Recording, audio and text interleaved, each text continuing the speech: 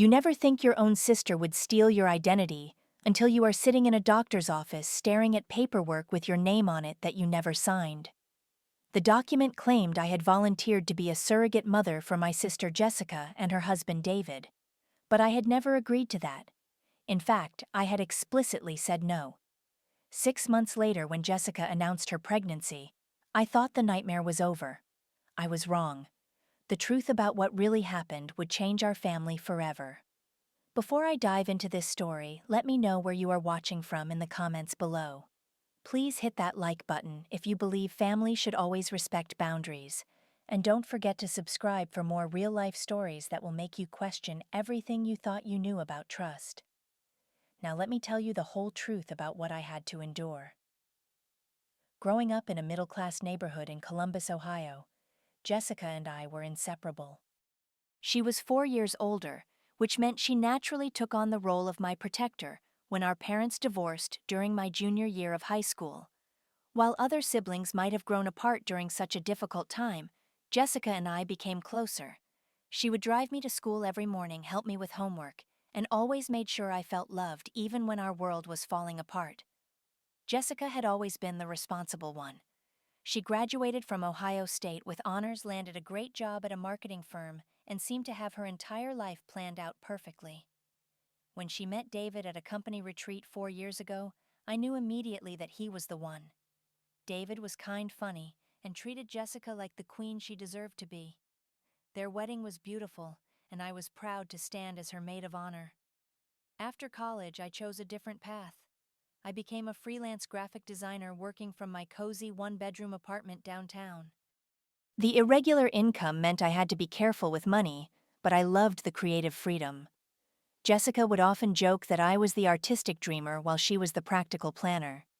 Despite our different lifestyles, we talked almost every day and had dinner together at least twice a week. Everything changed 3 years into Jessica and David's marriage when they started trying to have children. At first, Jessica was optimistic and excited about starting a family. She would send me pictures of baby clothes she found cute and talk about how our future children would grow up together as cousins. Month after month passed without a pregnancy, and I watched my confident, successful sister become increasingly anxious and desperate. The medical appointments started as routine checkups, but quickly became intensive fertility testing. Jessica went through every test imaginable, and David did too. For over a year, doctors could not find any obvious problems, which somehow made the situation even more frustrating. Jessica began tracking everything obsessively, from her temperature to her diet to her exercise routine. She read every fertility book and tried every suggested remedy. Then came the devastating news that changed everything. Dr. Richardson, Jessica's reproductive endocrinologist, delivered the diagnosis that would shatter my sister's dreams in a way I had never seen before. Jessica had a rare condition affecting her uterus that made carrying a pregnancy to term virtually impossible. The doctor explained that while her eggs were healthy and viable, her uterus simply could not support a developing baby. The night Jessica called to tell me about the diagnosis, I could barely understand her through her tears. She sobbed into the phone for nearly an hour while I listened helplessly from my apartment, wishing I could somehow take away her pain. David was traveling for work, so Jessica was facing this devastating news alone. I immediately drove over to stay with her that night, holding her while she cried herself to sleep. During our conversation that night, Jessica mentioned that Dr. Richardson had suggested gestational surrogacy as their only viable option for having a biological child. She explained how the process would work with her egg and David's sperm being used to create an embryo that would be implanted in another woman's uterus. The surrogate would carry the baby for 9 months, but the child would be genetically Jessica and David's. As Jessica talked about finding the right surrogate, I could see a glimmer of hope returning to her eyes. She had already started researching surrogacy agencies and reading testimonials from successful families. I was relieved to see her channeling her energy into a potential solution rather than dwelling on the diagnosis. I promised to help her research agencies and support her through whatever came next. What I did not realize at the time was that Jessica had already begun considering me as a potential surrogate. As she described the qualities she was looking for in a surrogate, I started to feel uncomfortable with how often she mentioned my health, my lifestyle, and my genetic compatibility. When she casually asked if I had ever thought about being a surrogate for someone, I quickly changed the subject. The following week, Jessica began sending me articles and videos about surrogacy on a daily basis. She would text me success stories about sisters helping sisters, highlighting how meaningful and beautiful the experience could be. At first, I thought she was just processing her emotions and sharing her research with me as her closest confidant. But when she started sending me specific information about the medical requirements and compensation amounts, I began to suspect she had ulterior motives. 2 weeks after Jessica's diagnosis, she and David came over for our usual Sunday dinner. The conversation seemed normal at first, discussing work projects and weekend plans. David excused himself to pick up dessert from the bakery down the street, leaving Jessica and me alone for the first time since our emotional phone call. As soon as David left, Jessica's demeanor completely changed. She became serious and focused, looking at me with an intensity that made me uncomfortable. She began talking about family loyalty and how we had always supported each other through difficult times. She reminded me of how she had taken care of me during our parents' divorce and helped me financially during my first year of freelancing. Then Jessica dropped the bomb. She asked me directly if I would consider being her surrogate. She emphasized that it would only be 9 months of my life, and since I was not currently in a serious relationship or planning to have children immediately, the timing seemed perfect. She promised that they would cover all medical expenses and even pay me a generous fee that would help establish my graphic design business. I was stunned. While I had suspected this conversation might be coming, hearing the actual request made my stomach drop. I tried to explain that I was not ready for such a huge commitment and that I wanted my first pregnancy to be my own experience with my own future child. I mentioned concerns about the physical and emotional toll, as well as potential complications that could affect my own future fertility. Jessica's response was immediate and harsh. She accused me of being selfish and not caring about her happiness. She said that I was choosing my hypothetical future children over her very real current pain. When I tried to explain that this was not about choosing sides, but about what I could handle personally, Jessica became even more upset. She started crying and asking why I would not help her when she would do anything for me. She brought up every favor she had ever done for me, from helping me move apartments to lending me money for car repairs. Jessica made it clear that she saw my refusal as a betrayal of our relationship and questioned whether I really loved her as much as she loved me. David returned with the dessert to find both of us crying and the atmosphere completely tense. When he asked what was wrong, Jessica explained that she had asked me to be their surrogate, and I had refused. I could see the disappointment in David's eyes, though he tried to be understanding. He suggested that maybe I needed time to think about it, which only made Jessica more agitated. The rest of the evening was awkward and strained. Jessica barely spoke to me, and when they left, she gave me a cold hug and said she hoped I would reconsider once I thought about what family really meant. David whispered an apology as they walked out, but I could tell he was also hurt by my decision. That night I could not sleep. I kept replaying the conversation and wondering if I was being unreasonable. Part of me felt terrible for not being able to help my sister achieve her dream of motherhood. But another part of me knew that becoming a surrogate was not a decision I could make based on guilt or family pressure. Over the next few days, Jessica continued to send me information about surrogacy, but now the messages had a different tone. She would include comments about how disappointed she was and how she never expected me to abandon her in her time of greatest need. She sent me articles about sisters who had helped each other and highlighted quotes about family sacrifice. I finally called Jessica and told her firmly that my answer was no and that I needed her to respect my decision. I explained that this was not about not loving her or wanting to hurt her, but about knowing my own limitations. I offered to help her find and interview potential surrogates through agencies, but I could not be the one to carry her child.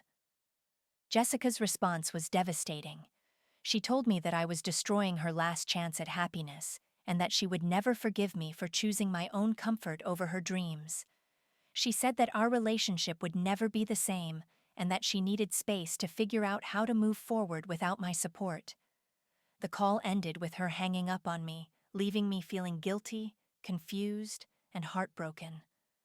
For 2 months, Jessica and I had no contact whatsoever. This was the longest we had gone without speaking since we were children. I heard updates about her through our parents, who seemed to be getting a very different version of events from Jessica's perspective. When I tried to explain my side to my mother, she seemed sympathetic, but also suggested that maybe I should reconsider since family was the most important thing. During this period of silence, I received a text message from David, asking if there was any chance I might change my mind. He explained how difficult things had been for Jessica, and how desperately they wanted to have a family. While I appreciated that David was being respectful rather than manipulative, I maintained my position and told him they needed to pursue other options. What I did not know was that during these 2 months of silence, Jessica was actively working behind the scenes in ways that would soon turn my life upside down. She was not just processing her disappointment or searching for alternative surrogates. She was planning something that would violate my trust and my identity in ways I never could have imagined possible. 3 months after our last conversation, I went to my annual gynecological appointment with Dr. Martinez, the physician I had been seeing for the past 5 years. These routine checkups were usually quick and straightforward, so I was surprised when Dr. Martinez came into the examination room with a confused expression on her face. She asked me how the surrogacy process was going and whether I had any questions about the upcoming procedures. I stared at her blankly, having absolutely no idea what she was talking about. When I told her I was not involved in any surrogacy process, Dr. Martinez looked even more confused and excused herself to check her files. She returned a few minutes later with a folder containing paperwork that made my blood run cold. There, in black and white, was a completed surrogacy application with my name, address, social security number, and medical history. The signature at the bottom looked remarkably similar to my own, but I knew with absolute certainty that I had never signed any such document. Dr. Martinez explained that the application had been submitted 3 weeks earlier through their fertility clinic partnership program. The paperwork indicated that I had volunteered to serve as a gestational surrogate for Jessica and David, with my first consultation appointment scheduled for the following week. All of my medical information was accurate and detailed, including test results and health history that would not be readily available to anyone outside of my medical records. I was in complete shock. My hands were shaking as I examined the forged signature and read through the detailed medical and personal information that someone had compiled about me. The application even included information about my financial situation, living arrangements, and lifestyle habits that was accurate but private. Dr. Martinez was extremely apologetic and immediately assured me that they would not proceed with any appointments or procedures. She explained that identity theft in medical situations was unfortunately becoming more common, and she gave me copies of all the paperwork to take to the police. She also suggested that I contact other fertility clinics in the area to see if similar applications had been submitted elsewhere. I left the doctor's office feeling violated, betrayed, and completely overwhelmed. While I had no concrete proof that Jessica was responsible for the forged documents, she was the only person who had both the motivation and access to my personal information. The thought that my own sister would steal my identity and forge legal documents was almost too horrible to believe. That afternoon, I drove straight to Jessica's house. I needed to confront her face to face and give her a chance to explain before I involved law enforcement. When I knocked on the door, Jessica answered with a surprised but not entirely shocked expression. David was at work, so we were alone for this conversation. I showed Jessica the forged surrogacy application and watched her face carefully for her reaction. For a moment, she looked genuinely surprised, but then her expression shifted to something that looked almost like relief. When I asked her directly if she had created these documents, Jessica initially denied it, but quickly broke down and admitted what she had done. Jessica's explanation was both heartbreaking and infuriating.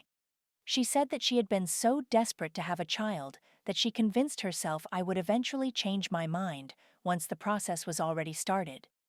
She thought that if she could get me scheduled for preliminary appointments, I would realize how much this meant to her and agree to help. She had obtained my personal information from old tax documents I had given her when she helped me with my business filing the previous year. The medical information came from conversations we had shared over the years about doctors' health issues and family medical history. Jessica had spent weeks researching surrogacy requirements and crafting an application that would be accepted by multiple clinics. What shocked me most was that Jessica had submitted similar applications to at least 4 different fertility clinics in the Columbus area. She explained that she wanted to increase the chances of getting me scheduled quickly and had not considered the legal implications of forging my signature on medical documents. In her desperation to become a mother, Jessica had committed serious crimes that could result in identity theft charges and fraud convictions. I told Jessica that she needed to contact every clinic immediately and withdraw the applications explaining that they had been submitted without my consent. I also made it clear that if she did not take care of this immediately, I would be forced to involve law enforcement and potentially press charges.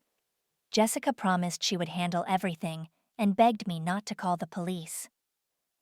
David came home in the middle of our conversation and was absolutely horrified to learn what his wife had done. He had known nothing about the forged applications and was appalled that Jessica had committed felonies without telling him. The argument that followed between Jessica and David was intense and painful to witness, with David questioning whether he really knew the woman he had married. Despite Jessica's promises to withdraw all the fraudulent applications, I decided to consult with an attorney to understand my legal options and ensure my identity was protected. Sarah Thompson, a lawyer specializing in identity theft cases, confirmed that what Jessica had done constituted multiple serious crimes, including identity theft, fraud, and potentially medical malpractice if any procedures had been performed. Sarah advised me to file police reports and consider pursuing both criminal charges and a civil lawsuit. She explained that even though Jessica was family, allowing this behavior to go unpunished could leave me vulnerable to future identity theft, and would send the message that this kind of violation was acceptable. The forged medical documents could also potentially affect my future health care if they remained in any medical databases. Before taking any legal action, I decided to give Jessica one final opportunity to make things right. I arranged to meet with both Jessica and David to lay out exactly what needed to happen for me to consider not pressing charges. I wanted a written apology, complete withdrawal of all fraudulent applications, and assurance that my personal information would never be used again without my explicit consent. The meeting took place at David's insistence in a neutral location, a coffee shop where we were less likely to have an emotional outburst. Jessica arrived looking exhausted and defeated, while David appeared angry and embarrassed. I presented my demands clearly and gave Jessica 24 hours to comply before I would move forward with criminal charges. Jessica agreed to everything I asked for, but I could tell she still did not fully understand the severity of what she had done. She kept trying to explain her desperation and asking me to understand her perspective. While I had empathy for her situation, I made it clear that nothing justified identity theft and fraud, regardless of the underlying motivation. Over the next week, Jessica did follow through on withdrawing the applications from all the clinics she could remember. However, during this process, I learned something that completely changed my understanding of the entire situation. David called me with information that would reveal Jessica's deception went far deeper than anyone had realized. David had been doing his own investigation into Jessica's recent behavior because he was concerned about her mental state and decision-making. What he discovered was shocking. Jessica had been pregnant for nearly 2 months when she submitted the fraudulent surrogacy applications. She had known about her pregnancy the entire time she was pressuring me and forging legal documents. The timeline was devastating to reconstruct. Jessica had gotten pregnant naturally just 2 weeks after her devastating diagnosis from Dr. Richardson. While this type of surprise pregnancy was rare, given her condition, it was not impossible. Instead of immediately sharing this miraculous news with her family, Jessica had hidden the pregnancy and continued with her surrogacy scheme. David was heartbroken and furious. Jessica had lied to him about the pregnancy while making him complicit in pressuring me to become a surrogate. She had continued visiting fertility clinics and discussing surrogacy options even while knowing she was already carrying their biological child. The deception was so extensive and unnecessary that David questioned everything about their relationship. When I confronted Jessica about this revelation, she finally broke down completely. She admitted that she had been terrified of losing the pregnancy due to her medical condition and wanted to have a backup plan in place. She was so afraid of getting her hopes up that she convinced herself the pregnancy would not be viable and she would still need a surrogate. Jessica's explanation revealed the depth of her psychological trauma from the infertility struggle and devastating diagnosis. However, it also showed that she had been manipulating our entire family for months while knowing the truth about her situation. The betrayal felt even deeper because she had put me through emotional hell while already having what she claimed to desperately need. I realized that I needed to inform our parents about the complete truth of what had happened.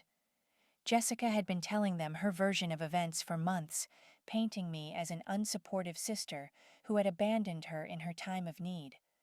Our parents deserved to know about the identity theft, the forged documents, and the hidden pregnancy that had motivated Jessica's deceptive behavior.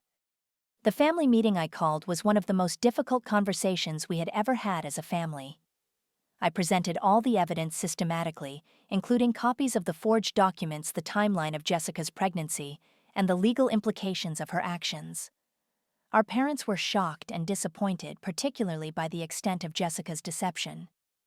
Jessica was forced to admit everything in front of our entire family. She apologized repeatedly, but continued to try to justify her actions based on her fear and desperation.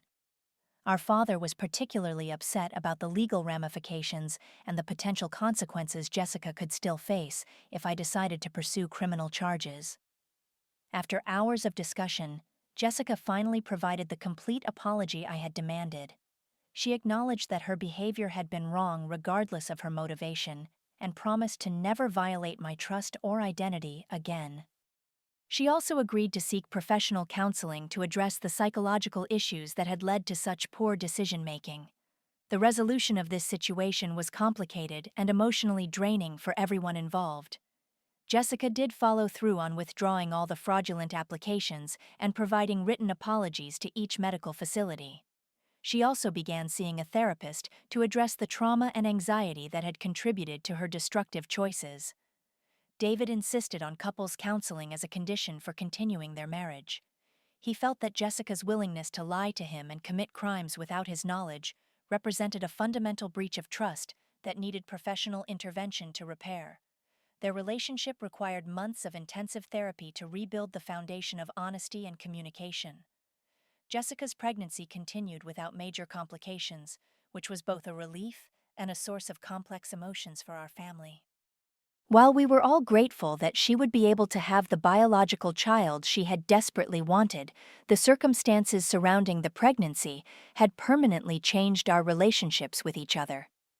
I made the difficult decision not to attend Jessica's baby shower or be heavily involved in her pregnancy journey.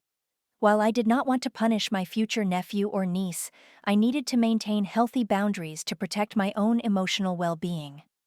The betrayal had been too deep and recent for me to pretend that everything was normal between us. Our parents struggled with how to navigate the situation. They wanted to be excited about their first grandchild while also acknowledging the serious harm Jessica had caused me. They made efforts to spend individual time with both of us, rather than forcing family gatherings that would be uncomfortable and tense. Jessica gave birth to a healthy baby boy 6 months later. While I was genuinely happy that she had achieved her dream of motherhood, I maintained limited contact during the early months. Jessica sent me photos and updates through our mother, expressing her desire to rebuild our relationship when I was ready. The healing process for me was lengthy and required professional support. I began seeing Dr. Kim, a therapist who specialized in family trauma and betrayal. Through our sessions, I learned to process the complex emotions of loving someone who had violated my trust so completely. I also worked on establishing healthy boundaries and recognizing manipulation tactics. One of the most valuable aspects of therapy was joining a support group for people who had experienced identity theft by family members. I discovered that this type of betrayal was more common than I had realized, and that many people struggled with the conflicting emotions of wanting to maintain family relationships while protecting themselves from future harm. Through therapy and support groups, I learned the difference between forgiveness and enabling. I could forgive Jessica for her actions while still maintaining boundaries to protect myself. Forgiveness did not require me to forget what had happened or to return to our previous level of trust and intimacy immediately. My career actually flourished during this difficult period. The stress and trauma motivated me to focus intensely on my graphic design work, and I ended up landing several major clients that allowed me to expand my business significantly. I was able to rent a larger studio space and hire an assistant, achieving professional goals I had been working toward for years. About a year after her son was born, Jessica reached out to me directly for the first time since our family meeting. She had been continuing therapy and wanted to discuss rebuilding our relationship slowly and carefully. She acknowledged that she had no right to expect immediate forgiveness, but hoped we could eventually find a way to be sisters again. I appreciated Jessica's approach and her recognition that rebuilding trust would be a gradual process, requiring consistent actions over time. We began having brief phone conversations once a month, during which Jessica would update me on her family and ask about my life without pressuring me for more involvement than I was comfortable with. The most profound lesson I learned from this experience was that family relationships, like all relationships, require mutual respect and healthy boundaries to be sustainable. Love alone is not enough if one person is willing to manipulate, deceive, and violate the other's autonomy. True family support means respecting each other's decisions, even when those decisions are disappointing. I also learned to trust my own instincts and stand firm in my decisions, even when facing intense emotional pressure from people I love. The guilt and manipulation tactics that had made me question my initial refusal to be a surrogate were exactly the kind of warning signs I needed to recognize and resist in the future. 2 years later, Jessica and I have rebuilt a cautious but genuine relationship. She has proven through consistent actions that she respects my boundaries and has taken responsibility for the harm she caused. We will never have the same level of closeness we once shared, but we have found a new dynamic that works for both of us. Sometimes the people closest to us are capable of the deepest betrayal, but protecting yourself is not selfish. It is necessary for your well-being and for the possibility of any healthy relationship in the future. Setting boundaries does not mean you do not love someone. It means you love yourself enough to demand the respect you deserve. Have you ever had to set difficult boundaries with a family member who crossed the line? I would love to hear your thoughts and experiences in the comments below. Please give this video a like if it helped you think about family relationships in a new way, and subscribe for more real stories about navigating complicated family dynamics. Share this with someone who might be struggling with similar boundary issues, and remember that putting yourself first sometimes is not selfish. It is survival. Thank you for listening to my story, and I hope it helps you trust your own instincts when family pressure becomes family manipulation.